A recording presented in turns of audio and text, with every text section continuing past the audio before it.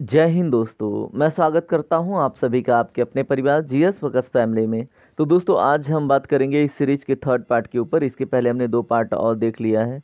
इसमें हम उत्तर प्रदेश करंट विशेष देखते हैं और इसमें साथ साथ उत्तर प्रदेश का भारत के स्तर पर और अंतर्राष्ट्रीय स्तर पर क्या प्रभाव पड़ा है, उत्तर प्रदेश के साथ क्या लिंक रहा है, जो 2024 में चर्चा का विषय रहा है, तो उन सभी मुद्दों को डिस्कस करेंगे।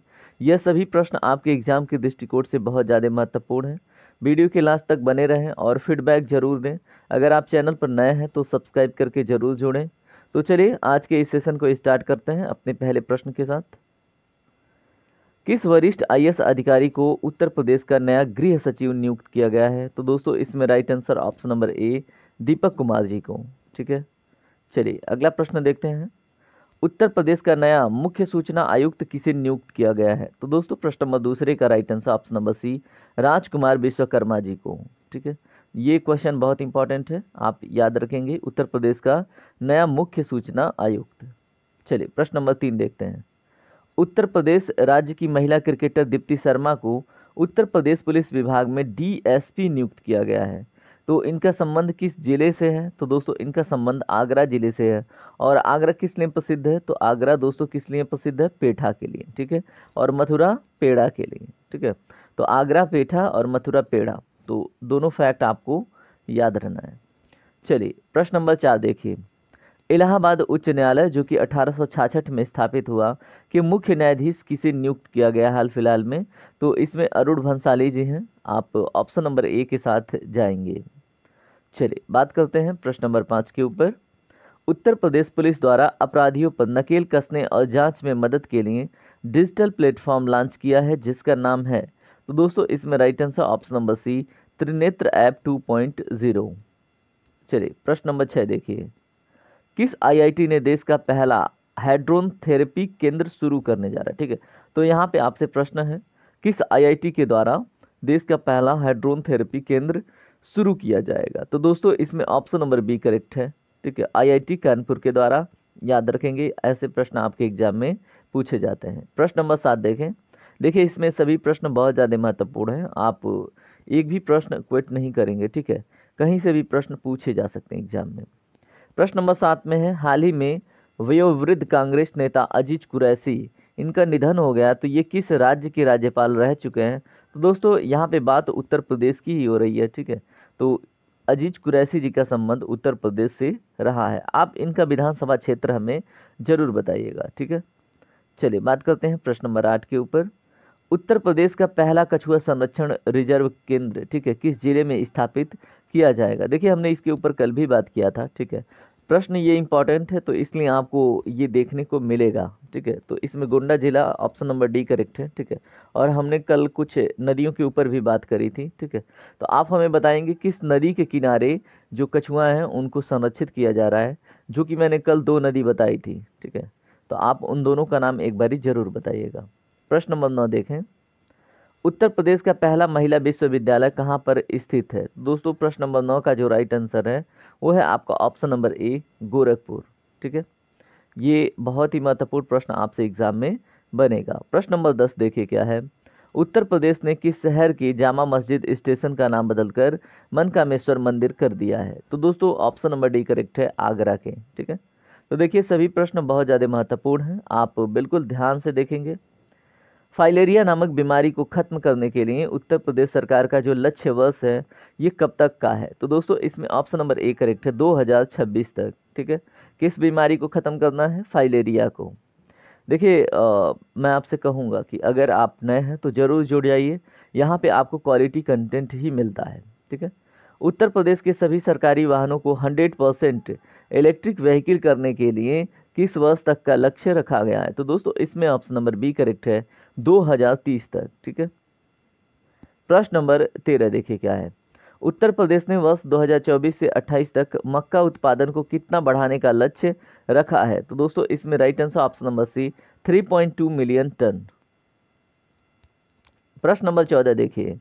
उत्तर प्रदेश राज्य आयुष्मान भारत प्रधानमंत्री जन आरोग्य योजना के तहत 5 करोड़ आयुष्मान कार्ड जारी करने वाला देश का पहला राज्य बन गया है। ठीक है, तो इस योजना की शुरुआत कब हुई थी आपसे ये पूछा जा रहा है। तो दोस्तों 2018 में हुई थी। ठीक है, चलिए अगला प्रश्न देखिए।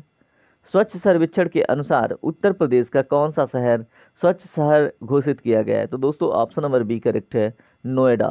ठीक है। प्रश्न नंबर 16 देखिए।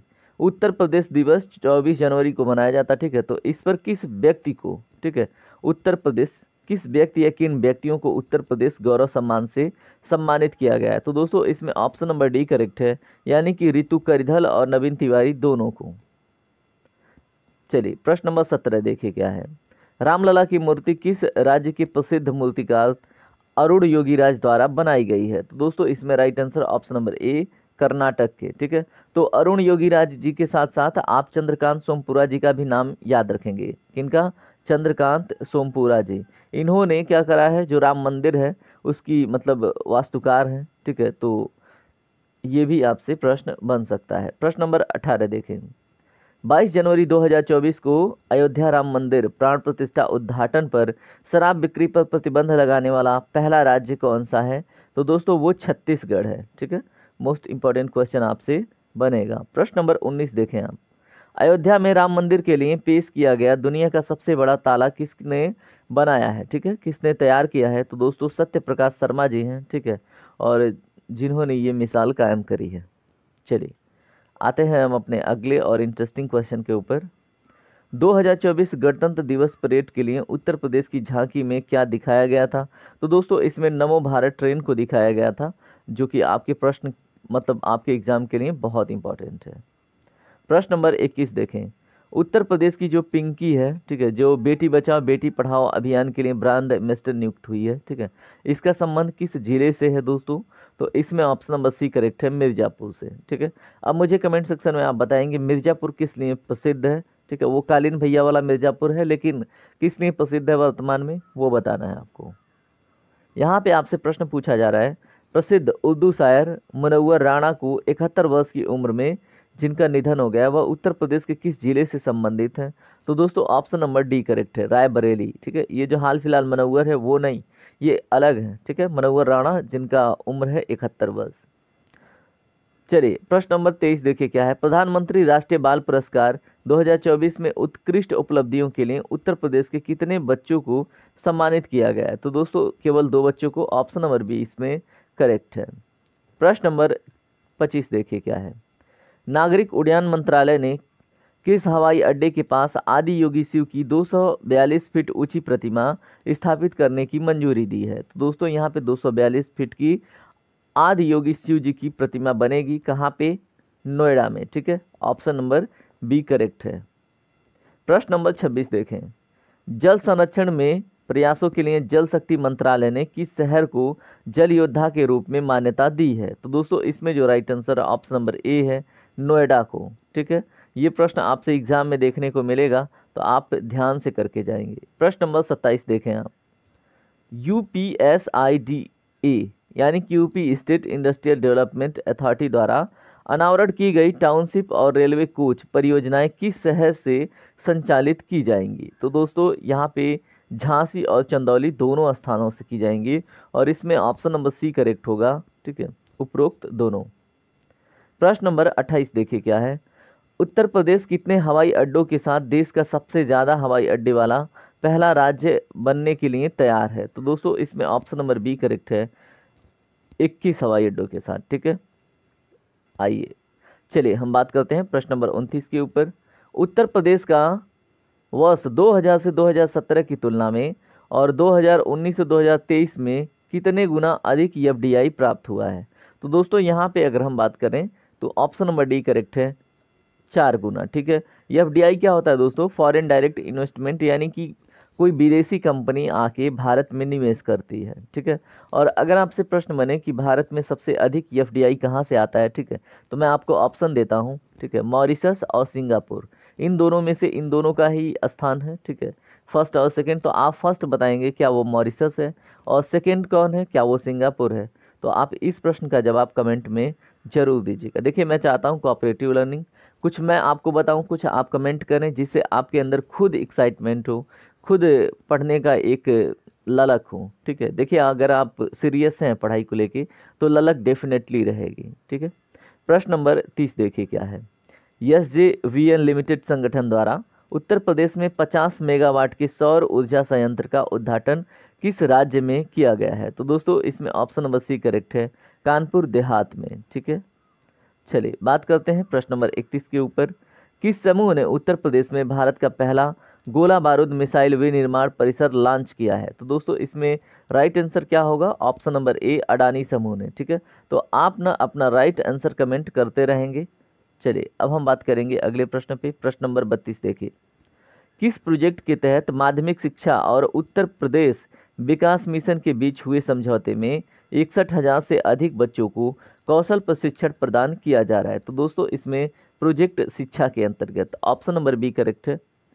चलिए हम बात करेंगे अगले प्रश्न पे। प्रश्न नंबर 33 देखिए यहाँ पे। चलिए, पीएम मोदी द्वारा हाल ही में कल्की धाम मंदिर की आधारशिला कहाँ पर रखी गई है? तो दोस्तों ऑप्शन नंबर बी करेक्ट है, संभल में। ठीक है, तो कल्की कल्की कुछ और था, 2 पॉइंट नहीं था। ठीक है तो क्या पता एग्जामिनर ने भी मूवी देखी और फिर उसको ध्यान में आया, चलो ये प्रश्न पूछ लें। ठीक है, तो ध्यान रखेंगे आप, क्योंकि देखिए अभी आजकल यूपी पुलिस का पेपर हुआ तो उसमें सोशल मीडिया के दुनिया भर के क्वेश्चन पूछे गए। ठीक है, कि थ्रेड्स क्या है और भी हैशटैग क्या है, एनालिटिक्स क्या होती है। ठीक है, तो प्रश्न आपसे बन सकते हैं। हाल ही में 67वीं Akhil Bharatiya police duty meet का आयोजन कहाँ पर किया गया है? तो दोस्तों ऑप्शन नंबर ए करेक्ट है, लखनऊ में। ठीक है, चलिए प्रश्न नंबर 35 देखिए क्या है। उत्तर प्रदेश लोकायुक्त और उप लोकायुक्त संशोधन विधेयक 2024 के अनुसार लोकायुक्त और उप लोकायुक्त की जो नियुक्ति है वो 8 वर्ष से घटाकर कितने वर्ष कर दी गई है? तो दोस्तों 5 वर्ष कर दी गई है। ठीक है, आप मुझे बताएंगे कमेंट सेक्शन में, लोकायुक्त के पद पर अगर निर्वाचित होना हो किसी को, ठीक है, या फिर उस पर किसी का चयन हो तो उनके लिए क्या क्राइटेरिया है? ठीक है, उनके लिए क्या अर्हताएं हैं, आप जरूर बताएंगे। चलिए प्रश्न नंबर 36 देखिए क्या है।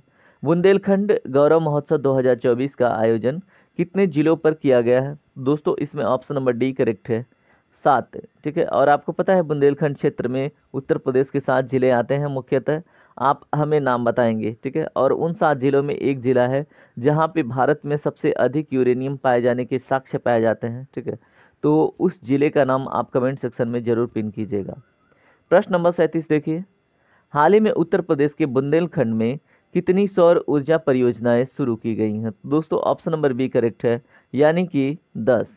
ठीक है, चलिए प्रश्न नंबर 38 देखिए क्या है। केंद्रीय गृह मंत्रालय ने हाल ही में उत्तर प्रदेश के किस जिले में 8 रेलवे स्टेशनों का नाम बदलने के लिए प्रस्ताव को मंजूरी दिया है? तो दोस्तों अमेठी में। ठीक है, तो अमेठी का नाम आप याद रखिएगा। चलिए अगला प्रश्न देखिए, प्रश्न नंबर 39 क्या है।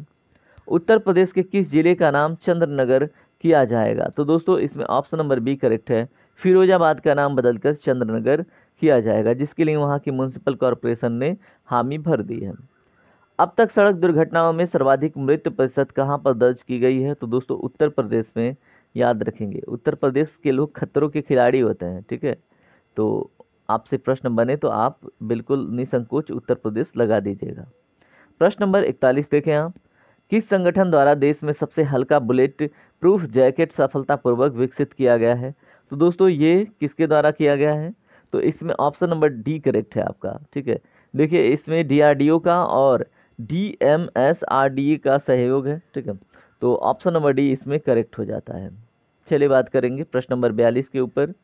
उत्तर प्रदेश में मुख्यमंत्री योगी आदित्यनाथ द्वारा शुरू की गई MUA योजना का उद्देश्य किस समूह का समर्थन करना है? तो दोस्तों इसमें युवा उद्यमियों को समर्थन करना है और इसके अंतर्गत 5 लाख तक का ऋण मिलता है, वो भी बिना किसी ब्याज के। ठीक है, बिना किसी ब्याज दर के। ठीक है, चलिए प्रश्न नंबर 44 देखिए क्या है।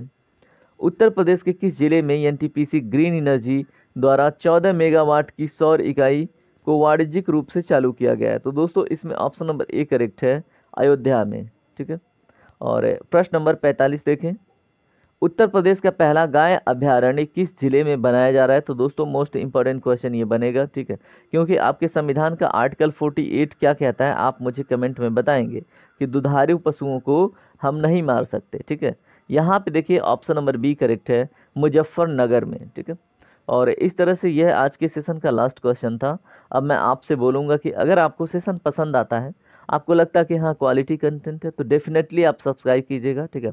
सब्सक्राइब करने से आप फैमिली के पार्ट बनते हैं, आपके पास नोटिफिकेशन पहले जाती है और आप कंटिन्यू रहते हैं, ठीक है। तो यह सेशन आपको प्रत्येक दिन 7 बजे सुबह में मिलता है और इस सेशन से भी आप जुड़ सकते हैं। बाकी अन्य बहुत सारे इंपॉर्टेंट टॉपिक्स सेशन कराए जाते हैं जो कि आपके एग्ज़ाम के लिए इंपॉर्टेंट होते हैं, ठीक है।